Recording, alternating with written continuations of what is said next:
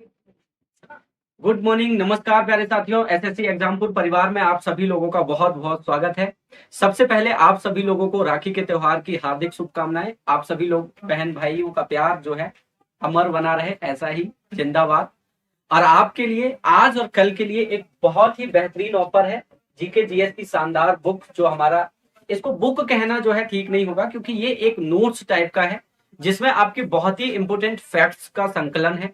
और ये आपका 30 और 31 अगस्त मतलब आज और कल के लिए मात्र 99 रुपए में रखा गया है। 99 में बिना किसी कूपन कोड को यूज करते हुए आप इस बुक को मंगवा सकते हैं, ऑर्डर कर सकते हैं। जीके जीएस से संबंधित बहुत ही शानदार बुक है। यहाँ पढ़ लेने के बाद, इस बुक को पढ़ लेने के बाद आपको एसएससी से रिलेटेड किसी भी बुक को पढ़ने की आवश्यकता नहीं है, केवल आप क्लासेस करते रहिए।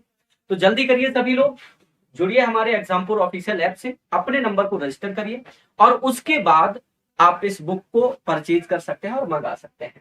चलिए बेटा, हम बात करने वाले हैं आपकी अपनी क्लास की, जैसी रोज होती है, जिसमें आप लोग 1000 महत्वपूर्ण प्रश्नों की संकलन को देख रहे हैं। 1000 महत्वपूर्ण प्रश्न जो है वो पढ़ रहे हैं। इनमें हम लोग 117 प्रश्न कल तक पढ़ चुके हैं और आज की क्लास में हम लोग स्टार्ट करेंगे 118 से। ठीक है, तो हमारा जो 118 प्रश्न है, 118वां प्रश्न है, वो क्या है देखते हैं बेटा। आज का हमारा पहला प्रश्न है, निम्नलिखित में से किसे वर्ष 1938 और 1939 में भारतीय राष्ट्रीय कांग्रेस के अध्यक्ष के रूप में चुना गया था? Who among the following was elected as the president of the Indian National Congress in the years of 1938 and 1939? जल्दी से बच्चे आंसर करिए सभी लोग, क्या हो जाएगा इस सवाल का सही आंसर। तो देखेंगे तो पता चलेगा बेटा, 1938 1938 में गुजरात में एक अधिवेशन हुआ था। कहां पर बेटा? गुजरात में। और गुजरात में कहां पर बच्चे? तो हरिपुरा में। गुजरात के हरिपुरा में अधिवेशन हुआ, जिसमें अध्यक्ष कौन चुना गया बेटा? जिसमें कांग्रेस के अध्यक्ष चुने गए बेटा एससी बोस, सुभाष चंद्र बोस, जिसमें कांग्रेस के अध्यक्ष चुने गए।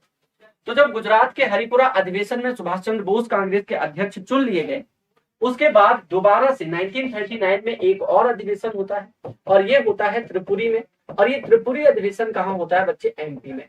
यहां जब चुनाव होता है तो महात्मा गांधी के कहने पर उनके एक प्रतिनिधि पट्टाभी सीतारमैया जो है वो सुभाष चंद्र बोस के खिलाफ चुनाव लड़ते हैं, लेकिन फिर भी सुभाष चंद्र बोस ही पुनः अध्यक्ष चुने जाते हैं। और जब सुभाष चंद्र बोस पुनः अध्यक्ष चुने जाते हैं तो गांधी जी हो जाते हैं नाराज। गांधी जी कहते हैं कि भाई, रमैया की हार मेरी हार है, महात्मा गांधी के विचारों की हार है, क्योंकि महात्मा गांधी का समर्थन पट्टाभी सीतारमैया को था। सुभाष चंद्र बोस इससे नाराज हो जाते हैं और सुभाष चंद्र बोस क्या करते हैं कि त्रिपुरी अधिवेशन से कांग्रेस छोड़ देते हैं। वो क्या करते हैं बेटा? कांग्रेस से इस्तीफा लिख देते हैं। कांग्रेस से क्या करते हैं?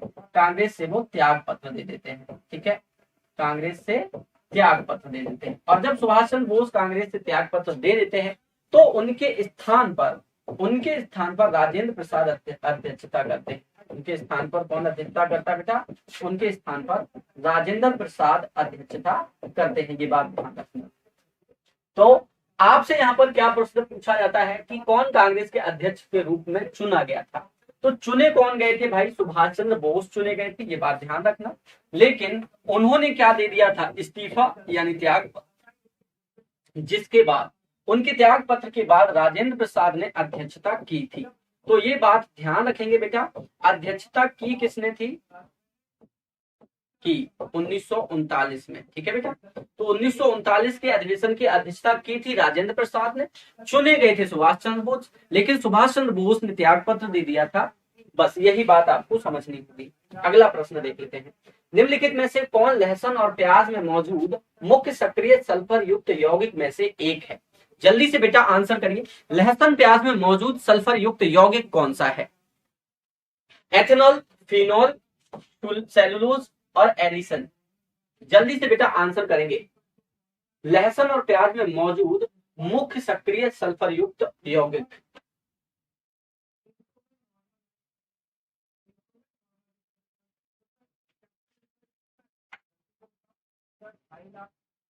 जल्दी से बेटा आंसर करिए।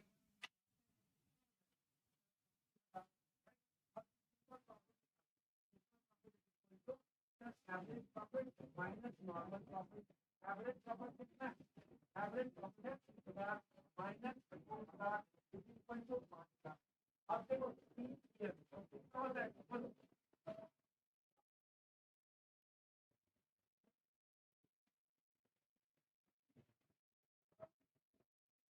जल्दी से बच्चे आंसर कर दीजिए। आपको पता है लहसुन और प्याज में सल्फर ज्यादा पाया जाता है। सल्फर को हम क्या कहते हैं, गंधक, गंधक, ठीक है, एस इसका साइन होता है। तो कौन सा यौगिक है जो लहसुन और प्याज में सल्फर युक्त यौगिक के रूप में पाया जाता है, तो वो बेटा होता है एलिसिन। यहाँ पर करेक्ट आंसर क्या हो जाएगा, डी करेक्ट आंसर हो जाएगा, एलिसिन करेक्ट आंसर हो जाएगा। ठीक है, अगला प्रश्न देख लेते हैं बेटा। विटामिन के की कमी से हमारे शरीर में हो जाता है, विटामिन के की कमी से।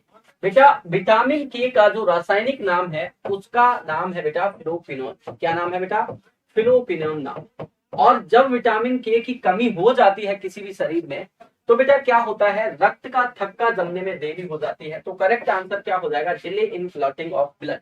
रक्त का थक्का जमने में देरी या फिर रक्त का थक्का ना बनना, कुल मिलाकर के बात ये होगी विटामिन के से संबंधित।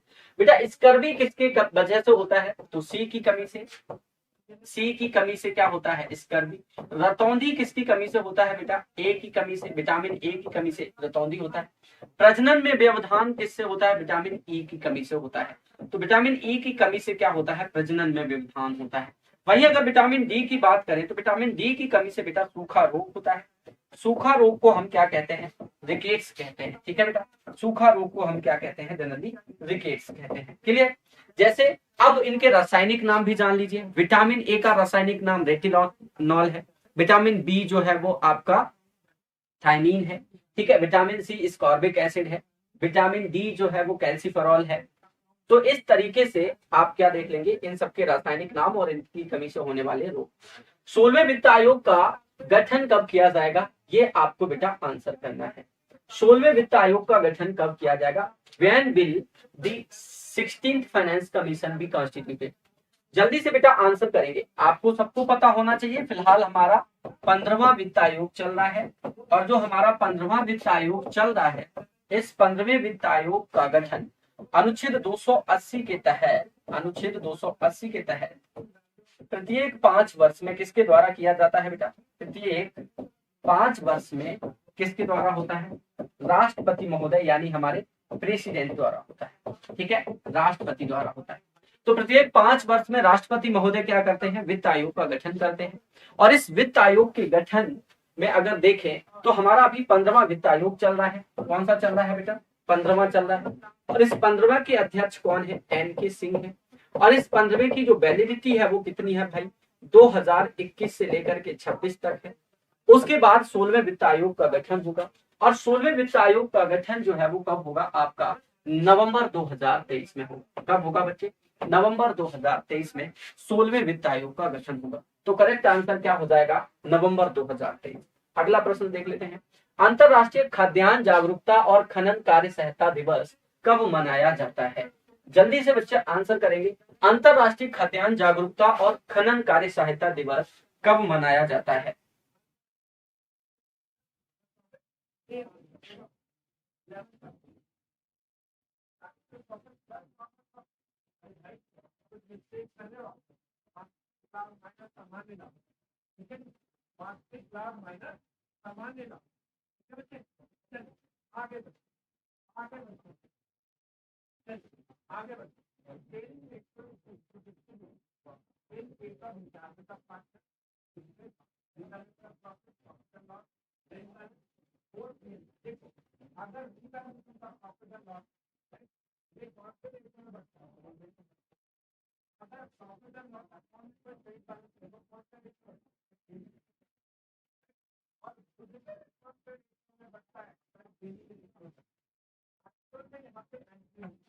जल्दी से बेटा आंसर करें।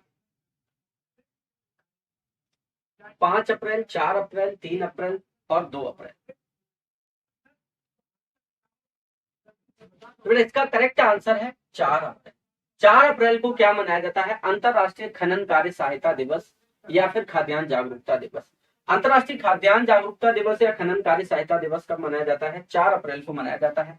वहीं अगर हम बात करें बेटा 22 अप्रैल की, तो 22 अप्रैल को क्या मनाया जाता है बेटा? पृथ्वी दिवस मनाया जाता है। क्या मनाया जाता है?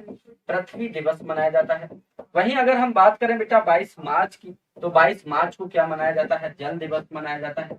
जल दिवस मनाया जाता है। वहीं अगर हम बात करें बेटा 22 मई की, तो 22 मई को क्या मनाया जाता है? जैव विविधता दिवस मनाया जाता है। जैव विविधता दिवस मनाया जाता है। ठीक है, तो कुल मिलाकर के यहाँ पर करेक्ट आंसर क्या हो जाएगा? 4 अप्रैल, अप्रैल 4।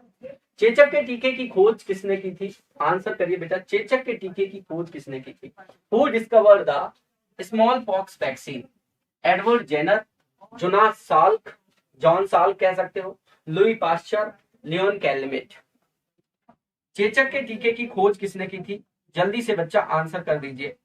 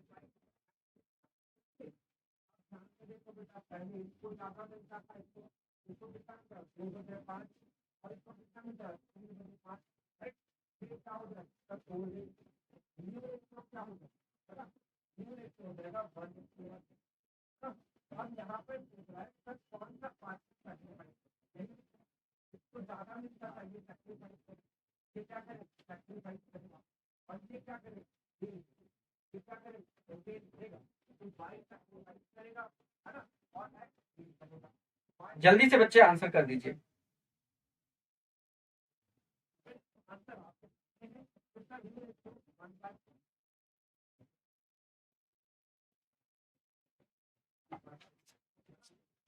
किसने खोज की थी चेचक के टीके की? तो बेटा चेचक के टीके की खोज किसने की थी? पहला ही ऑप्शन आपका करेक्ट है, एडवर्ड जेनर ने। एडवर्ड जेनर ने चेचक के टीके की खोज की थी। और एडवर्ड जेनर ने जब 1796 में इसकी खोज की थी, तो ये किसी भी बीमारी का, विषाणु द्वारा होने वाला चेचक का पहला टीका था। ठीक है बेटा, पहले टीके की खोज किसने की थी? एडवर्ड जेनर ने की। अगर हम बात करें जॉन सॉल्क की, तो जॉन सॉल्क ने बेटा कौन से टीके की खोज की थी? बताइए, आंसर करिए। जॉन सॉल्क ने कौन से टीके की खोज की थी? जैसे जेनर ने चेचक के टीके की खोज कर दी, तो जॉन सॉल्क ने कौन से टीके की खोज की? जल्दी से बेटा आंसर करिए।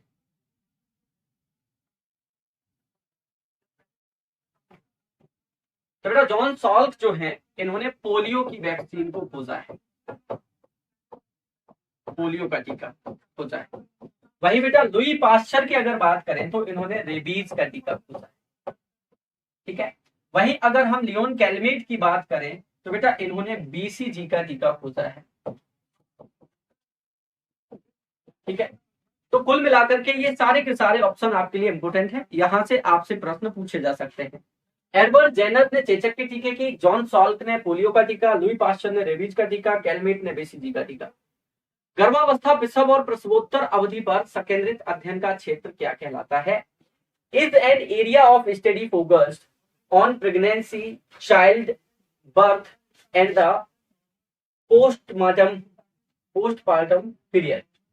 जल्दी से बेटा बताएं, उसको क्या कहते हैं? प्रसूति विज्ञान, विकलांग चिकित्सा, कर्क रोग विज्ञान, या फिर नेत्र रोग विज्ञान। गर्भावस्था, प्रसव और प्रसवोत्तर अवधि पर संकेंद्रित अध्ययन क्या कहलाता है? इनमें से क्या हो जाएगा करेक्ट आंसर?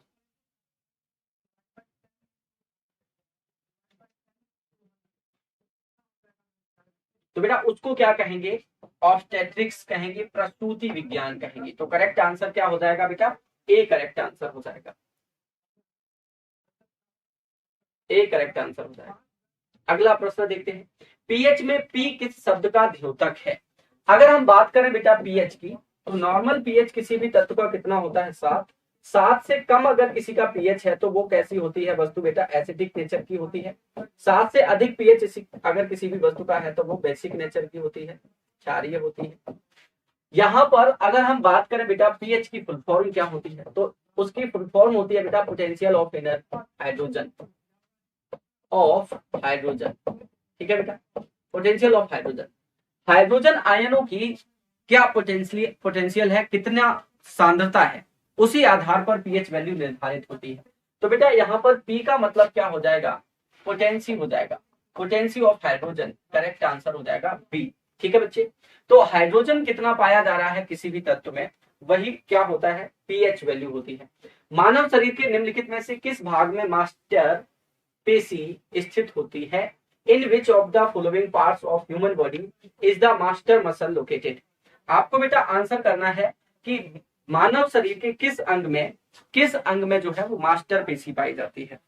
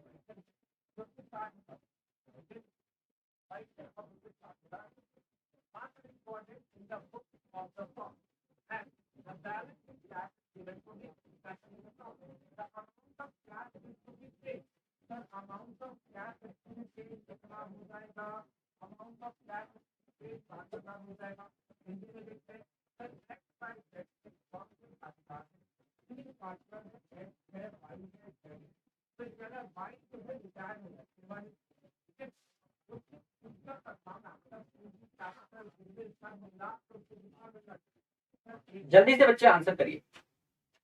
तो बेटा जांघ में कौन सी हड्डी होती है, जांघ में होती है फीमर। चेस्ट में हमारी क्या होती है, पसलियां होती है। हाथ में आपकी रेडियस और अल्ना होती है।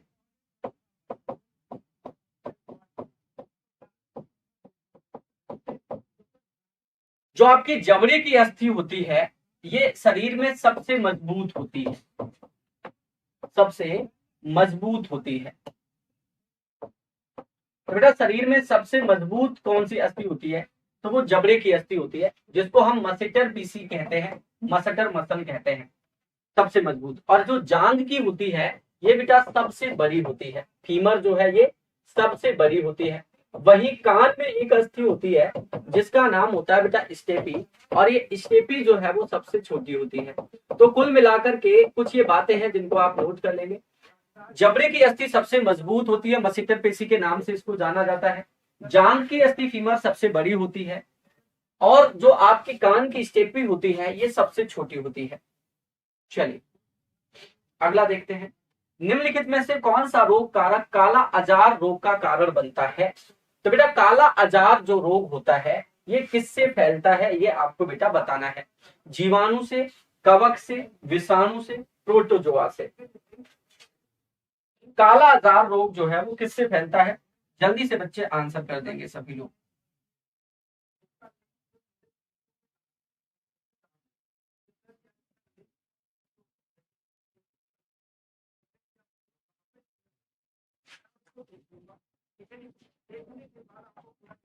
जल्दी से बच्चे आंसर करिए। जीवाणु से होता है, कवक से होता है, विषाणु से होता है, प्रोटोजोआ से होता है। तो बेटा जीवाणु से क्या क्या होते हैं, जीवाणु से आपका टिटनेस होता है, ठीक है, टिटनेस होता है।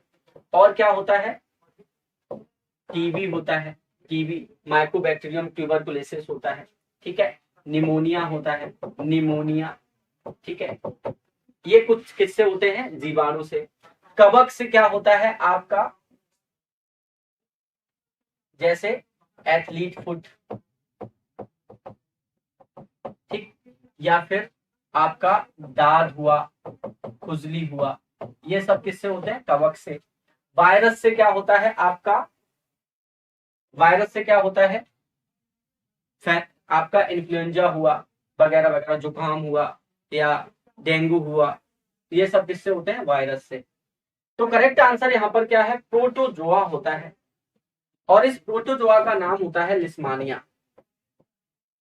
ठीक है, लिस्मानिया नाम का क्या होता है, प्रोटोजोआ होता है। तो लिस्मानिया नाम का प्रोटोजोआ होता है, जो आपका सैंडी फ्लाई या सैंड फ्लाई जिसको हम कहते हैं, ये सैंड फ्लाई का मतलब हिंदी में बालू मक्खी होगा। बालू मक्खी जो है इसको क्या करती है, इसका वाहक बनती है। तो बालू मक्खी इसका वाहक बनती है, सैंड फ्लाई इसका वाहक बनती है। तो बेटा लिस्मानिया परजीवी से ये फैलता है और सैंड फ्लाई इसका वाहक बनती है। तो करेक्ट आंसर क्या हो जाएगा, प्रोटोजोआ हो जाएगा। अगला प्रश्न देखते हैं, निम्न में से कौन सा संक्रामक रोग का एक उदाहरण है, विच of the following is an example of infectious disease. Infectious disease कौन सा है, मनोभ्रंश, डिमेंशिया, पल्मोनरी हाइपरटेंशन, डायबिटीज और तपेदिक ट्यूबरकुलोसिस। तो इनमें से कौन सा है जो संक्रामक रोग होता है या फिर व्यक्ति से व्यक्ति में फैलता है। तो बेटा जो ट्यूबरकुलोसिस है, माइकोबैक्टीरियम ट्यूबरकुलोसिस जीवाणु है, और ये जो हमारा है ट्यूबरकुलोसिस कैसे फैलता है, एक तरह से संक्रामक रोग है, जो व्यक्ति के संपर्क में लगातार रहने से, जूठा भोजन करने से या फिर अलग अलग जो है तरीकों से फैलने वाला रोग है। तो कुल मिलाकर के तपेदिक या जीवाणु यहाँ पर क्या हो जाएगा, करेक्ट आंसर टीबी। तपेदिक के टीके की खोज किसने की थी, अभी हमने थोड़ी देर पहले आपको बताया था कि टीबी के टीके की खोज किसने की थी। तो यहाँ पर आप बताएंगे लुई पास्चर ने, लियोन कैलमेट और कैमाइल वेरेन ने, एडवर्ड जेनर ने, जॉन साल्क और कैमाइल वेरेन ने। तो किसने की थी बच्चे टीबी के टीके की खोज, आंसर करिए। लुई पास्चर की अगर हम बात करें तो इन्होंने बेटा रेबीज के टीके की खोज की थी। ठीक है, साल्क ने किसकी की थी बेटा, पोलियो की थी, पोलियो के टीके की खोज की थी। जेनर ने किसकी की थी बेटा, चेचक के टीके की खोज की थी। तो अब कौन बचा, कैलमेट और ग्वेरेन। ठीक है, कैलमेट और ग्वेरेन, जिसको हम क्या कहेंगे यहाँ पर बेटा बीसीजी। इन्होंने बीसीजी के टीके की खोज की जो हमारा टीबी के इलाज में काम आता है। तो करेक्ट आंसर क्या हो जाएगा, कैलमेट और ग्वेरेन हो जाएगा। करेक्ट आंसर बी हो जाएगा। अगला प्रश्न देख लेते हैं, असहयोग आंदोलन के दौरान विदेशी वस्त्रों के लिए जलाए जाने पर किसने महात्मा गांधी को लिखा कि यह एक निष्ठुर बर्बादी है। Who wrote to Mahatma Gandhi that it was a ruthless waste when foreign clothes was burned during the non-cooperation movement। आप लोगों को बेटा पता हो कि 1920 से लेकर के और 12 फरवरी 1922 तक महात्मा गांधी ने एक आंदोलन चलाया था जिसका नाम था असहयोग आंदोलन। इस असहयोग आंदोलन में लोगों ने क्या किया, विदेशी वस्त्रों की गोलियां जलाई, विदेशी वस्त्र जलाए, और क्या किया बेटा, उपाधियां त्यागी, और क्या किया बेटा, उपाधियां त्यागी, और इसके अलावा क्या किया भाई, नौकरियां छोड़ दी, सरकारी नौकरियां छोड़ दी। तो कुल मिलाकर के ये काम किए गए इस असहयोग आंदोलन में। तो जब असहयोग आंदोलन में महात्मा गांधी ने विदेशी वस्त्रों की गोलियां जलाई तो इसको किसी ने निष्ठुर बर्बादी कहा। ये कहा कि आप उन कपड़ों को जला करके कुछ हासिल नहीं करेंगे, ये एक निष्ठुर बर्बादी है। तो कौन था जिसने विदेशी वस्त्रों की होली को निष्ठुर बर्बादी कहा, आंसर करेंगे बेटा, जल्दी से आंसर कर दीजिए फटाफट, कई बार हम आपको ये बता चुके हैं।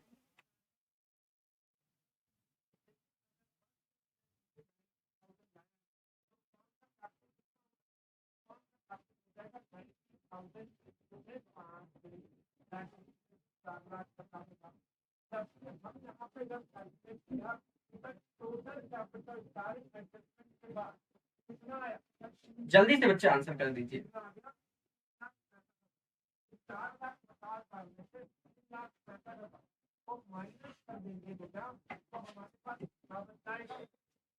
तो बेटा जो हमारे रविंद्रनाथ टैगोर हैं, रविंद्रनाथ टैगोर ने गांधी जी को लिखा कि वस्त्रों की जो होली है,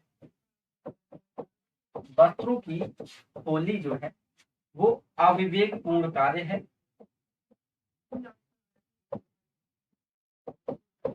और यह एक निष्ठुर बर्बादी है।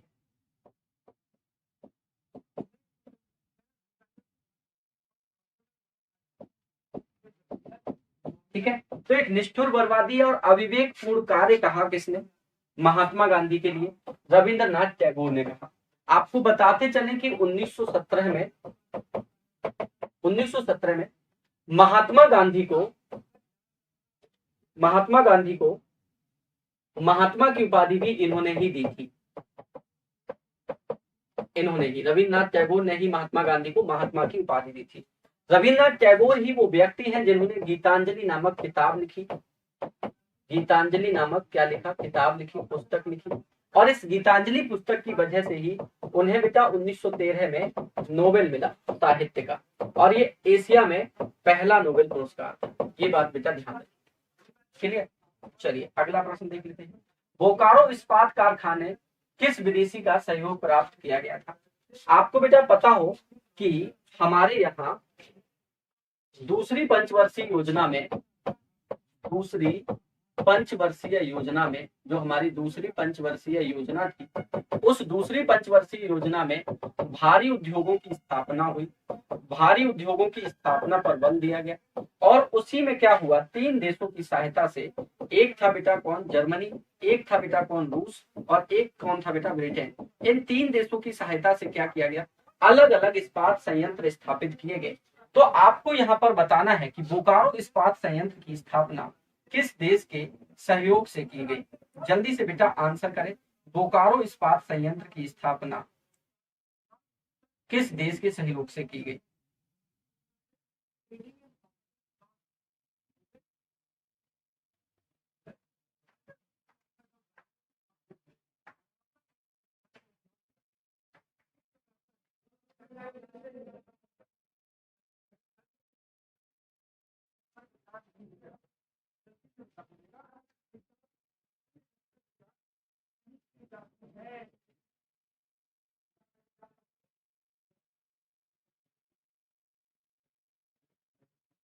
जल्दी से बेटा आंसर करिए।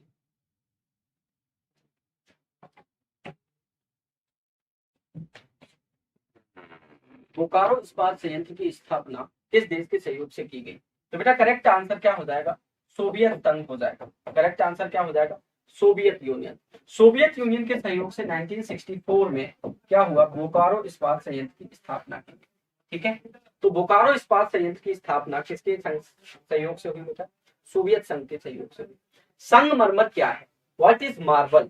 आंसर करिए बेटा, मार्बल क्या है? मार्बल क्या है? आग्नेय सेल है, कायांतरित सेल है, अवसादी सेल है, तलछट सेल है। तो बेटा आग्नेय सेल अगर आपसे कभी पूछा जाए तो आग्नेय सेल जो है वो कौन कौन सी होती है? जैसे ग्रेनाइट है, बेसाल्ट है और गैब्रो है।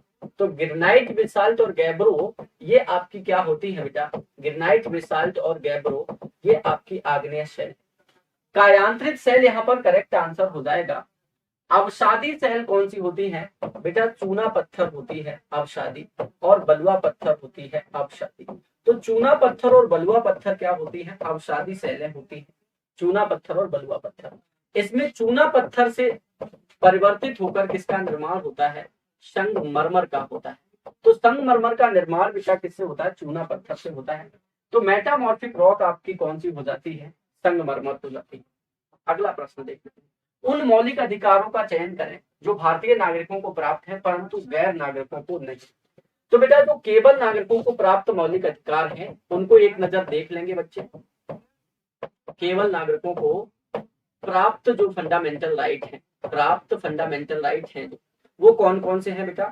तो 14, 15, 16, 19, 29 और 30 ये कुछ मौलिक अधिकार हैं जो केवल नागरिकों को प्राप्त है। अब इनमें से आप देख लीजिए गैर नागरिकों को प्राप्त नहीं है और केवल नागरिकों को प्राप्त है, ऐसे मौलिक अधिकार देखने हैं। तो बेटा भाषण और अभिव्यक्ति की स्वतंत्रता अनुच्छेद 19 में है। कानून के समक्ष समता, अल्पसंख्यकों के अधिकार, जीवन और स्वतंत्रता। ठीक है, तो इनमें अल्पसंख्यकों के अधिकार यानी 1 और 3 और साथ ही साथ पहला ये आपका केवल नागरिकों को प्राप्त है। ठीक है, जबकि कानून के समक्ष समता, जो है ये गैर नागरिकों को भी प्राप्त होती है, विधि के समक्ष समता वाली बात। इसके अलावा जो आपकी बातें हैं वो गैर नागरिकों के साथ साथ विदेशियों को भी प्राप्त है। तो बेटा फर्स्ट एंड थर्ड आपका यहाँ पर करेक्ट आंसर हो जाएगा। ग्रहों के बारे में निम्नलिखित में से क्या सत्य है? अब आपको ग्रह के बारे में बताना है, विच of the following is true about the planets. ये प्रकाशवान भी हैं और चमकते भी हैं, ये बात बेटा सत्य नहीं है। ग्रहों के पास अपना प्रकाश नहीं होता है और ये चमकते नहीं है। ये प्रकाशवान होते हैं किंतु चमकते नहीं, ये बात भी गलत है। ये अप्रकाशवान होते हुए भी चमकते हैं, ये प्रकाशहीन होते हैं किंतु चमकते नहीं। ठीक है, अब बेटा यहाँ पर क्या सही आंसर हो जाएगा?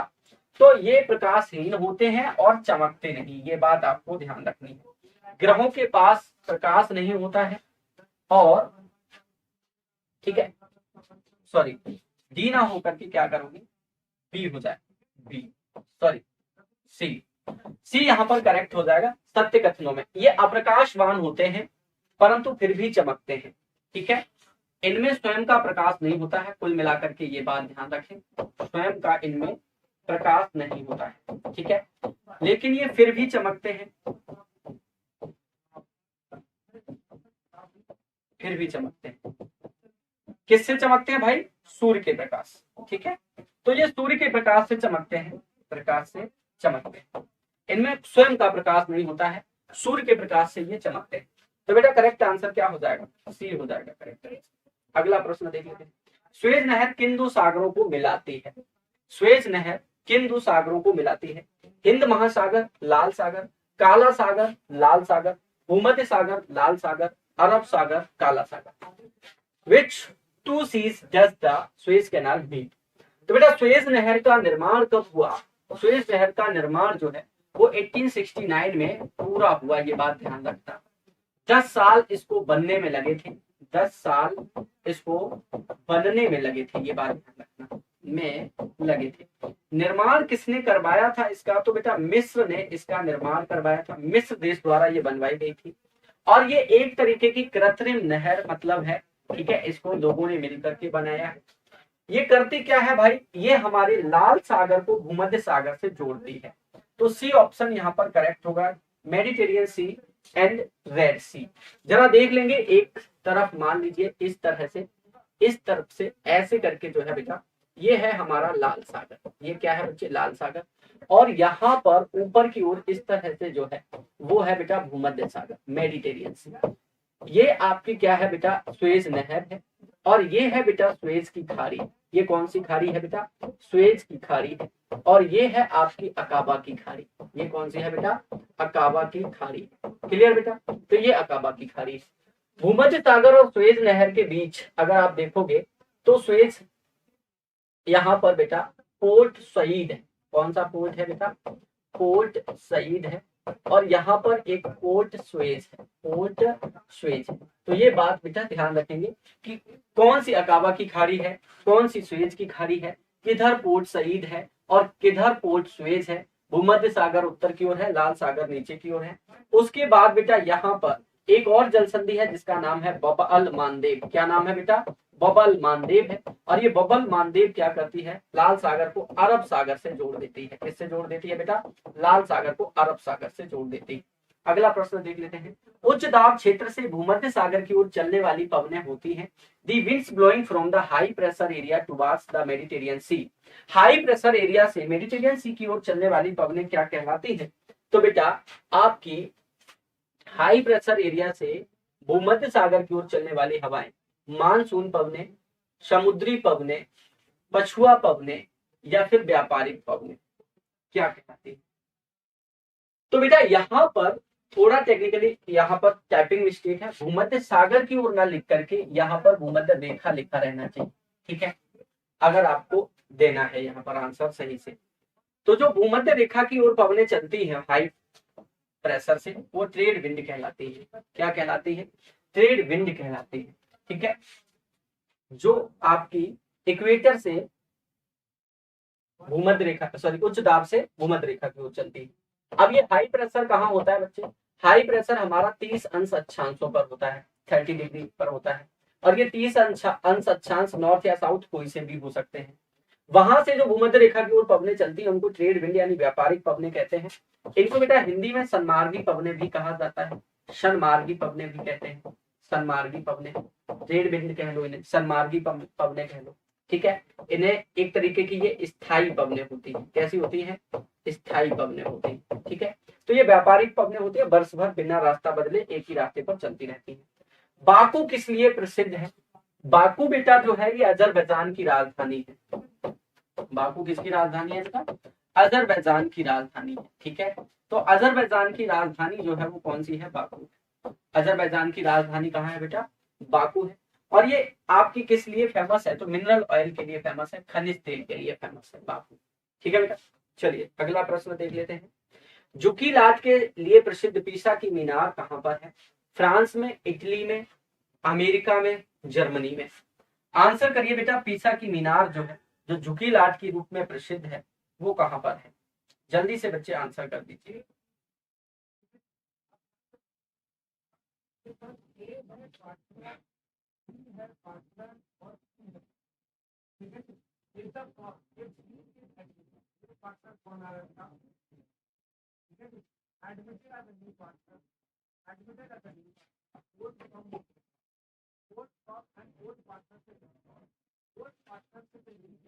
तो बेटा फ्रांस में क्या है? Eiffel tower. फ्रांस में क्या है बच्चों? एफिल टावर, ठीक है। इटली में करेक्ट आंसर हो जाएगा। हमारी यहीं पर हमारी क्या है? पीसा की मीनार है। पीसा की मीनार हमारी यहीं पर।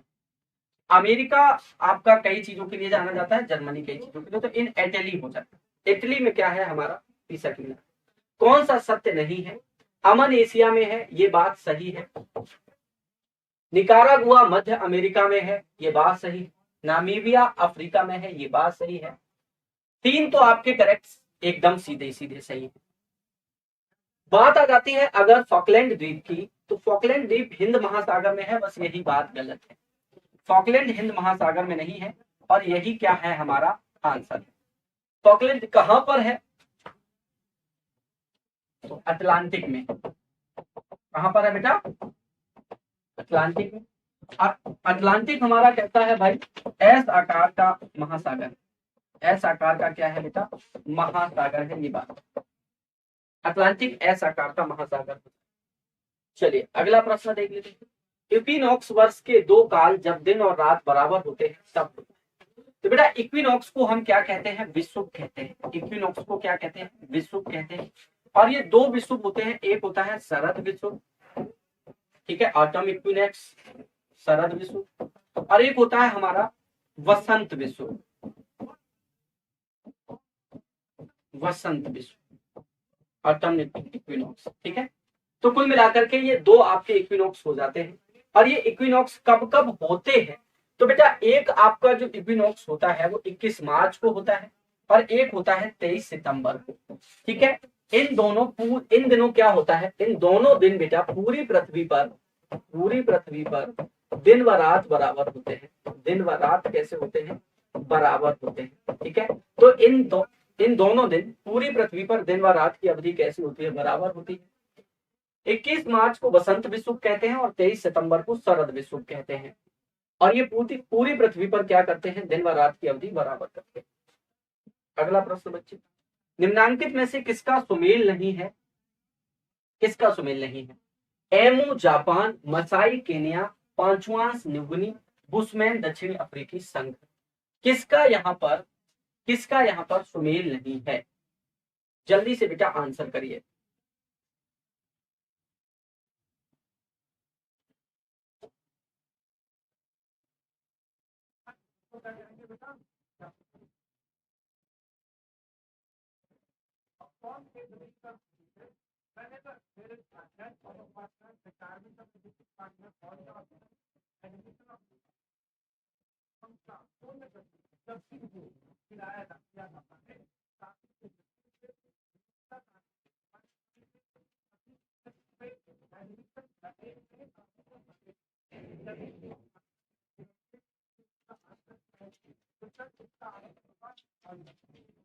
तो बेटा एमू जो है वो जापान में है, ये सही है। मसाई केन्या में है, ये सही है। और बुशमैन, बुशमैन दक्षिण अफ्रीकी संघ और पांचवांश न्यू गिनी है। बुशमैन साउथ अफ्रीकन यूनियन, ये भी ठीक है। तो बेटा पांचवांश न्यू गिनिया यहाँ पर करेक्ट आंसर हो जाएगा, आपका सी हो जाएगा। ठीक है बच्चा, चलिए अगला प्रश्न देख लेते हैं। भारत का प्रथम national centre for marine biodiversity किस शहर में स्थित है? तो बेटा वो जामनगर गुजरात में, जामनगर गुजरात। निम्नलिखित कथनों में से कौन सा एक सही है? अधिकार नागरिकों के विरुद्ध राज्य के दावे हैं। जो अधिकार है वो नागरिकों के विरुद्ध राज्य के दावे हैं, ये बात गलत है। अधिकार विशेषाधिकार है, ये भी गलत है। अधिकार राज्य के विरुद्ध नागरिकों के दावे हैं, बस यही सही है। तो सी करेक्ट आंसर हो जाएगा। Rights are the claims of the citizens against the state. ठीक है, अगला प्रश्न देख लीजिए। भारतीय राष्ट्रीय जैविक विविधता प्राधिकरण स्थापित किया गया। भारतीय राष्ट्रीय जैविक विविधता प्राधिकरण कहाँ स्थापित किया गया? जल्दी से बेटा आंसर करिए।